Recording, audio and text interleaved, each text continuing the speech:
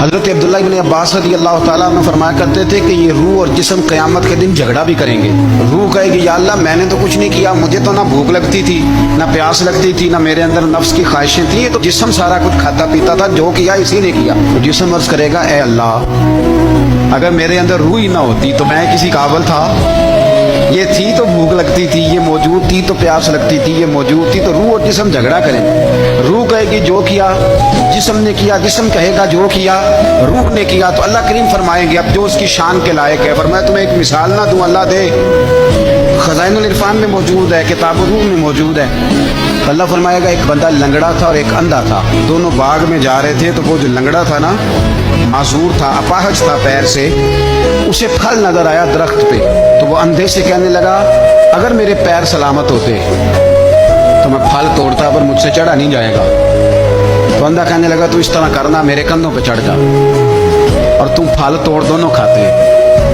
تو وہ جو اپاہج تھا وہ اندھے کے کندھوں پہ چڑھا، پھل توڑے، دونوں نے کھائے۔ تو اللہ فرمائے گا جسم اور روح سے بتاؤ غلطی کس کی؟ تو اس کریں گے اللہ دونوں کی۔ تو اللہ فرمائے گا تمہاری بھی پھر دونوں کی ہوئی ہے، ایک کی غلطی۔ تو جسم اور روح کا رشتہ ہے، ارواح پہلے سے موجود تھیں۔ ایک حدیث اور سنیں، نسائی شریف میں موجود ہے، سیدہ خدیجہ الکبریٰ رضی اللہ تعالیٰ عنہا صبح سو کے اٹھی، حضور کے ساتھ آرام کر رہی، تو عرض کرنے لگی یا رسول اللہ صلی اللہ علیہ وسلم میں نے خواب میں دیکھا ہے کہ میں آپ کی پیشانی پہ سجدہ کر رہی ہوں، یا رسول اللہ صلی اللہ علیہ وسلم اس کی تعبیر کیا ہے؟ تو نبی پاک صلی اللہ علیہ وسلم نے فرمایا خدیجہ جسم تو تیرا یہی تھا اور تو میرے پاس ہی تھی گویا۔ حضور فرمانے لگے یہ جو خواب میں تو مجھے ملی ہے اور خواب میں تو میری پیشانی پہ سجدہ کر رہی ہے، تو یہ میری روح تیری روح سے ملاقات کر رہی ہے۔ تو روحیں پہلے سے موجود تھیں۔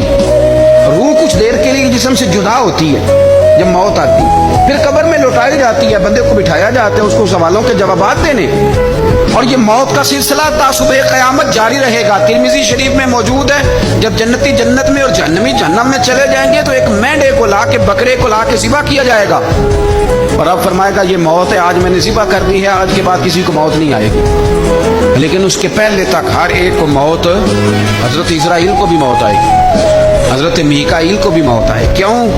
اس لیے کہ اگر تھوڑی دیر کے لیے یہ موت کا ذائقہ مدینے والے رسول کی بارگاہ میں آیا ہے، اگر وہاں آیا ہے تو پھر کوئی بچے گا نہیں، اگر ان کے قدموں کو چومنے آئی ہے تو پھر یہ ہر جگہ آئے۔